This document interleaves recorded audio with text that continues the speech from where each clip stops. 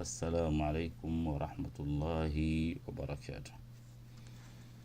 Ndugu Waislamu na wanaukumbi kwa ujumla, zimepita siku nyingi hatujaweza kurudi kwenye darasa zetu, na leo mada yetu ya leo itakuwa ni Qur'ani tukufu katika Uislamu. Katika sehemu hii ya kwanza tutafungua darasa yetu ya leo kueleza nini hasa Qur'ani al-Karim. Qur'an inatokana na neno qaraa, qiraatan, yani ni kitu chenye kusomwa. Sasa kitu chenye kusomwa ndio kinaitwa Qur'an, na qaraa kwa maana ya neno la Kiarabu lenye maana ya Kiswahili, manake ni jamaa, kukusanya. Na neno kukusanya kwa maana ya kwamba limekusanya kila kitu. Qur'an kitu chenye kusoma na ambacho kimekusanya ndani yake maneno. Nadhani kidogo katika tafsiri, hata Waarabu wenyewe wanaposema fulanun yaqra'u alayka salam, wanatumia neno vile vile yaqra'u, yani anakupa salamu, anakusalimia.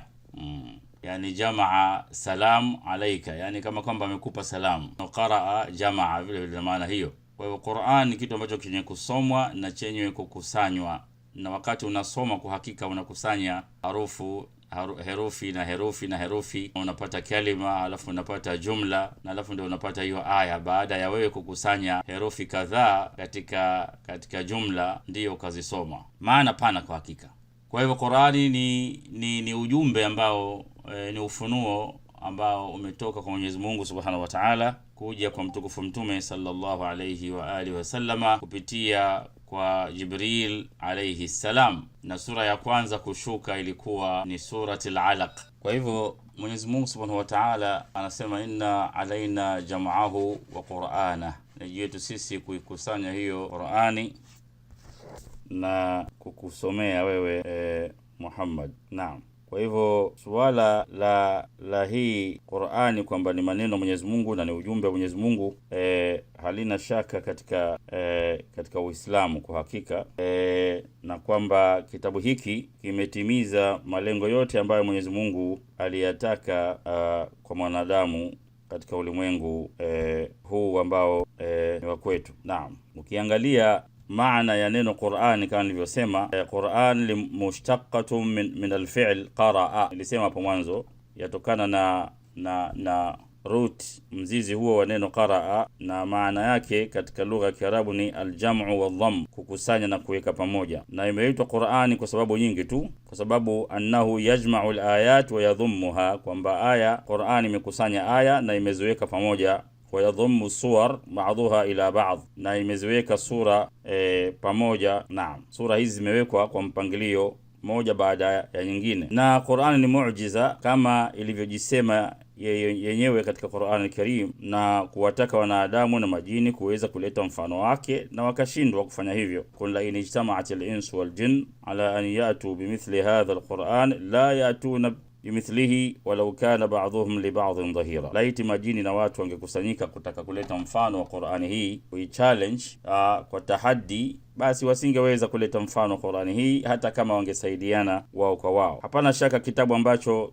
kimewashinda wanadamu na majini kuweza kuleta mfano wake ni kitabu cha Mwenyezi Mungu Subhanahu wa Ta'ala, kisichokuwa na shaka ndani yake. Naam. Kwa hivyo ukiangalia maneno haya Mwenyezi Mungu Subhanahu wa Ta'ala imekuja tena kuthibitishwa katika sura ya 15 aya ya 9 inayosema inna nahnu nazzalna dhikra wa inna lahu lahafidhun, hakika yetu sisi tumeteremsha mawaidha haya na sisi ndiyo takayo yahifadhi. Kwa hivyo Qur'an kwamba imehifadhiwa suala ambalo halina utata kwa Waislamu wote.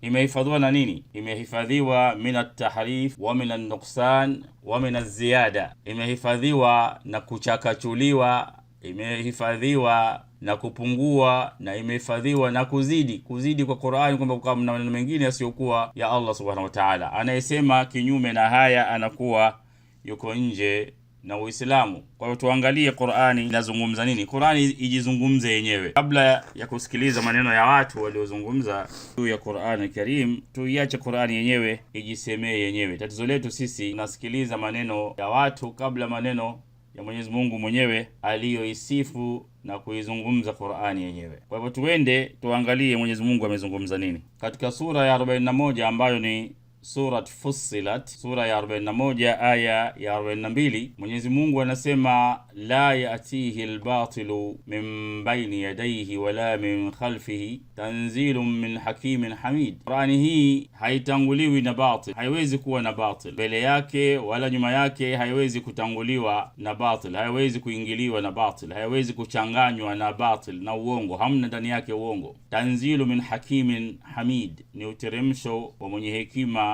na mwenye hekima na mwenye kutukuzwa. Kwa hivyo ikiwa Qur'ani la yatihi al-batil, ndani yake hamna batil, hakiingii batili, hamna ndani yake ziada wala nuksan wala tahrif, ndio batil hizo. Min baini yadayhi, mbele yake, wala min khalfihi, wala nyuma yake. Anayekuja kudai kwamba Qur'ani imepungua au Qur'ani imezidi au imechakachuliwa, huyo ni kafiri na ni mzandiki na hafai kusikilizwa. Sasa nasaha zangu kwa Waislamu katika makundi haya, kuna mashekhe ambao wanadai ni mashekhe, wanajaribu kuzungumza sana juu ya mada ya tahrifi al-Qur'an na kuleta mtindo kutuhumiana baina ya Shia na Sunni. Shia wanaamini tahrifu we, Shia wanaamini tahrifu we, na nakujamshia anasema hiyo, Sunni anaamini tahrifu we, Sunni anaamini tahrifu we. Yote haya ni upumbavu mkubwa, na nyinyi ambao mnatengeneza magrupu haya msiwape nafasi watu kama hao wanaozungumza mambo kama haya, ambao faida kubwa inawaendea Mayahudi na Manasara, na Waislamu hawanufaiki na mada kama hizi. Yote Qur'ani imeshasema ayatihi al-batil min bayni yadayhi wala min khalfihi tanzilu min hakimin hamid. Iwe Qur'ani ameifasiri mshia au ameifasiri msuni, na hawezi kwenda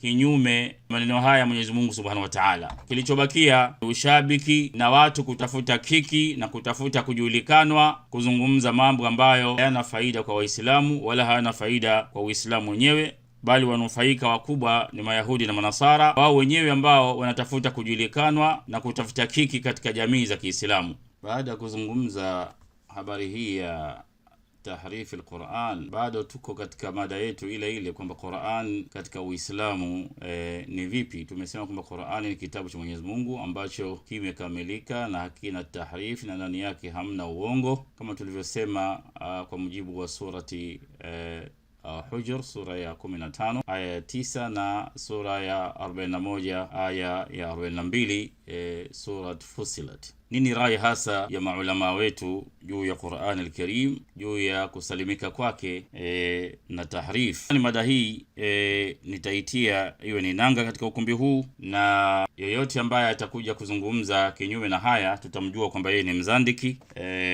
kwa sababu vitabu vitakuwa viko mbele yake hapa. Hatutaki kumlazimisha mtu kwa nguvu, lakini itabidi kama yeye ni mwanafunzi wa vitabu na kwamba anaamini akida za watu zinaandikwa katika vitabu vyao, itabidi aangalie namna gani maulama wetu wamesema ra'yul muslimina fi tahrif, rai ya Waislamu juu ya swala la tahrif, kuchakachuliwa. Kama nitakuwa nimeifasiri neno hilo vizuri, rai nini, mawazo hasa Waislamu juu ya kuchakachuliwa kwa Qur'an al-Karim. Je, jambo hili ni kweli au si kweli? Anasema Allama al-Khuwi, Abu al-Qasim al-Khuwi, al-Marja' al-Kabir wa Shia, katika kitabu chake maarufu kinachoitwa Al-Bayanu fi Tafsiri al-Qur'an, ukurasa wa 218 na 219 na 278. Nitasoma ibara zake zote hizo alizozisema kwa ajili ya kutaka kumaliza utata ambao unaletwa na shubha ambazo zinaletwa na maadui wa Uislamu. Mimi nawaita maadui wa Uislamu, siwaiti kwamba ni mashekhe. Kiwaona watu wanaanza kuja kuwatuhumu mashia au kuzungumzia kuchakachuliwa kwa Qur'ani, kuchakachuliwa Qur'ani, hawa ni watu wametumwa na Mayahudi na Manasara kwa ajili ya kutaka kuuchanachana umma wa Mtume sallallahu alayhi wa sallama, na wanafaidika sana na mada kama hizi. Nasema Allama al-Khuwi katika kitabu chake hichi ambacho kitakuweko hapa ukumbini, al-ma'rufu baina al-muslimina adam wuqu'i at-tahrif fi al-Qur'an, lililo maarufu baina Waislamu ni kwamba hakujatokea kuchakachuliwa katika Qur'an al-Karim, hakuna tahrif katika Qur'an al-Karim, wa anna al-mawjuda biaidina, na hiki ambacho kimo katika mikono yetu, huwa jami'ul Qur'an al-munazzal ala an-nabiy al-a'zam, ndio Qur'ani yote iliyoshuka kwa mtume mtukufu Muhammad sallallahu alayhi wa sallam. Waqad saraha bidhalika kathirun min al-a'lam, na maneno haya ndiyo yaliyosemwa na maulama wakubwa katika dhehebu la Shia Ithna Asharia. Minhum rais almuhaddithina as-Saduq Muhammad bin Babwayhi. Sheikh as-Saduq amesema hayo kwamba hakuna tahrif katika Qur'an al-Karim, waqad adda al-qawla bi'adam at-tahrif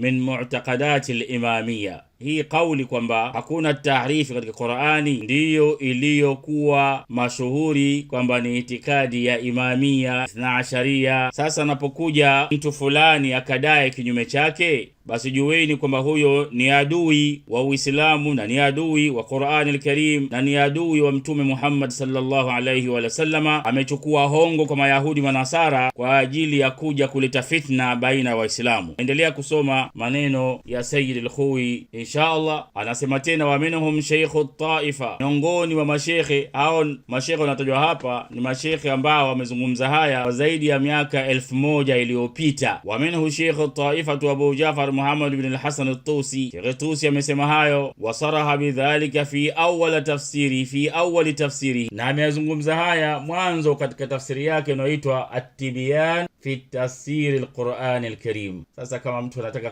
kufanya bahthi, aende akafanya bahthi huko aone nini Sheikh Taifa kwa muda wa miaka zaidi ya 1000 iliyopita kazungumza mambo haya, kwamba adami tahrifi, hakuna tahrif, adamu wuqu'i at-tahrif fi al-Qur'an al-Karim. Haya ndio maneno ya Sheikh Tusi. ونقل القول بذلك أيضا عن شيخه علم الهدى سيد المرتضى pia amesema maneno haya, wastidlalihi ala dhalika bi atammu dalil, na ametoa dalili nyingi tu katika vitabu vyake. Sio kwa nini vijana hawaendi kwenye vitabu kama hivi kaangalia. Naam, wa minhum al-mufassir ash-shahir at-Tabarasi, miongoni mwa ulama wa Kishia Ithna Asharia waliosema kwamba hakuna tahrif, hakuna kuchakachuliwa kwa Qur'an al-Karim ni Sheikh wetu Tabarasi katika tafsiri yake inayoitwa Majma'ul Bayan. Kasema hayo, nendeni mkaangalie. Wa minhu Sheikh al-Fuqaha Sheikh Ja'far fi ba'th al-Qur'an fi kitabihi Kashf al-Ghita.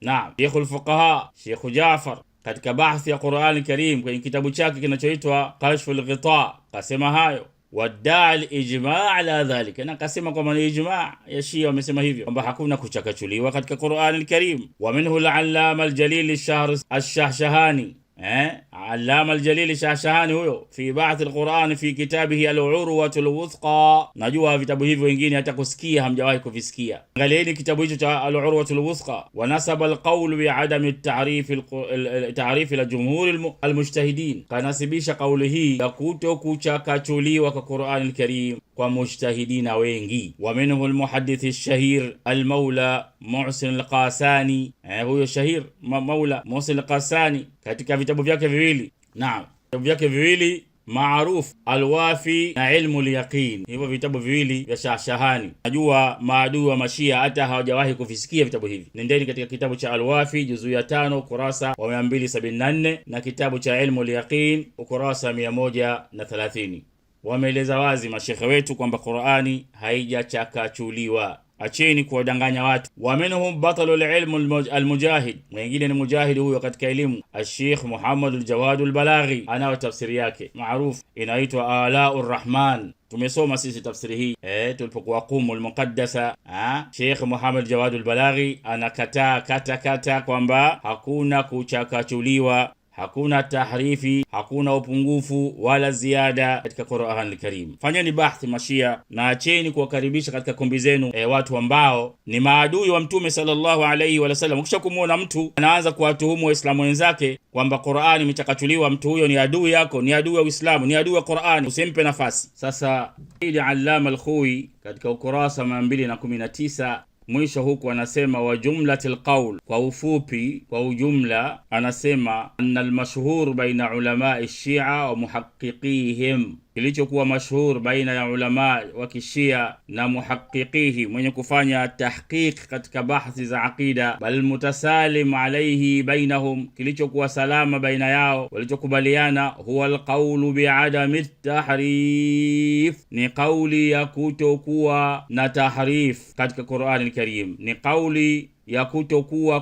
kuna kuchakachuliwa katika Qur'an al-Karim. Sasa ukimuona mtu anatoa vipovu, ujue kwamba huyo akili yake ina walakini kidogo, na wewe unamsikiliza utakuwa umekuwa punguani, ukaacha kazi ukajibizana naye. Darasa hii ina lengo la kuweka darasa juu ya kauli ya Waislamu juu ya Qur'an al-Karim. Haina lengo la kumjibu mpumbavu yoyote au mwendawazimu yoyote au mtu yoyote ambaye ametumwa na Mayahudi na Manasara. Lengo ni kuelimishana katika ukumbi wetu insha Allah. Naam, dhahaba jama'atu min almuhaddithina min ash-Shia, na hivyo ndivyo walivyokwenda wengi katika muhaddithina min ash-Shia, wajamu min ulama al-sunna ila ukhtari. Baadhi ya watu hawa muhaddithina sio ulama aqida, watu ambao wamechukua hadithi za juu juu ambazo zinaweza kufanyiwa ta'wil. Naam, hata maulama wa kisuni wako waliozirawi riwaya kama hizo.